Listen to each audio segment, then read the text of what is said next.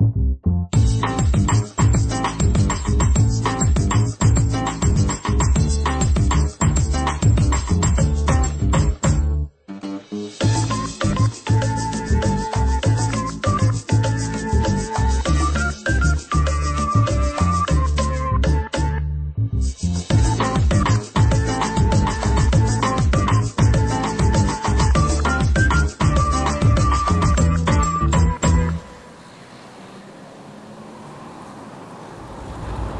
my butchery journey has been at least 30 years to date, and in that time span I've met all sorts of amazing characters, both colleagues who I've worked with and customers alike.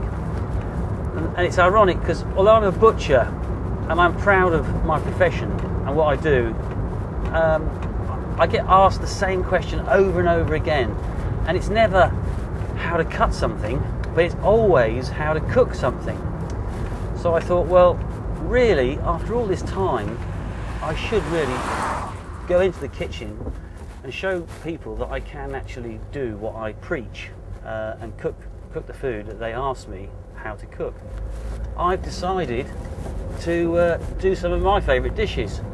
Now, some of my favourite dishes probably aren't my wife's favourite dishes, but this is real comfort food that I enjoy cooking and eating, and I'm hoping that you're going to share that experience when you try the dishes.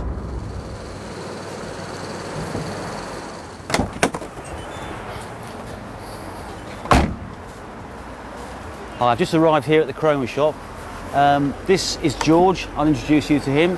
Very well-known local character, loved by most, but maybe not the council. Let's go and look in my window.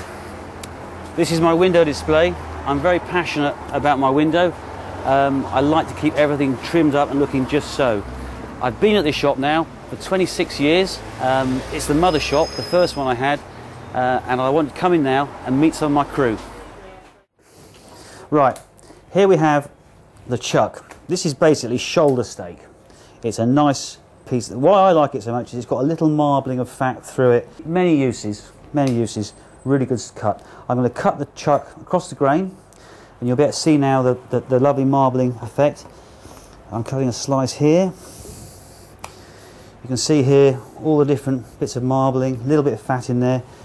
Cut some nice slices off. Probably we'll do about 4 off here. 1, 2, 3 and 4.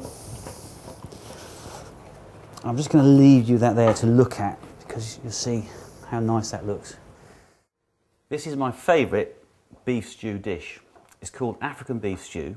This is the original recipe card that my wife and I have used for 30 years. And if you look on the back, you can see some stew stains. Not only that, it's 1967. So it's been around quite a while. I know we've been doing it for 30 years. Of course, first we have our prime beef. This is chuck steak we're using. We've trimmed all the fat and connective tissue out of it, so you've got nice chunks. They're nicely marbled. And Jake, if you just come here, I'll show you where this comes from. Yeah. Just turn around. This cut comes from round about there. Okay, if you imagine Jake as a sort of a four-legged animal on his fours, that's where this comes from. Sometimes you use buttock steak from there, but we don't want that today. So we're using this one. Buttock steak is a little bit too dry. It's too good a meat to use for a long, slow cook. It obviously just melts down, It just melts. It'll melt down, and it sort of makes the thing all lovely and smooth. And it's a bit like when you ever put a spoonful in your mouth. Just the heat of your mouth just melts all the oil. Yeah. It's gorgeous. I think peanut butter is one of those love it or hate it things, isn't it? Yeah, I'm not a big fan. Yeah. Well, now he tells me. You've got to heat the bloody stew. Right. Just a little bit of honey, not much. Just a little drizzle, like that. Okay? Yeah. Right, we'll leave that just simmering for about 5 minutes, and then it can go into our pot. Piece of broccoli there. Nice bit of colour. Just pouring that over the top, and that will taste divine. Look at that drizzling down there. That's good, isn't it? Oh.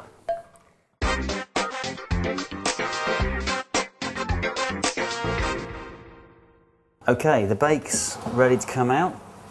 Oh, I say, the heat's coming out of there. Let's get this little baby out. Pop it over there. That looks lovely. Smells like Welsh Rabbit. I'm just going to get out my crackling. And that is fizzing like a good one. Nice and puffy. Jake, would you just do the honours and lift that? Lift this out of the way for you? That's fine, thank you. I'm just going to carve this, that's lovely, on here. And we'll do the same with this little beautiful piece of crackling. I'm just going to turn it over on its back. And I'm just going to cut this crackling into nice little pieces. Just using this little rocking action. My brother tried to bribe my daughter £10 once if, you know, he could have her crackling on her plate. She very wisely refused. Okay, now that's proper crackling, isn't it? That is proper crackling. Look at that. Try a little bit of that. Oh, beats pork scratchings, don't you?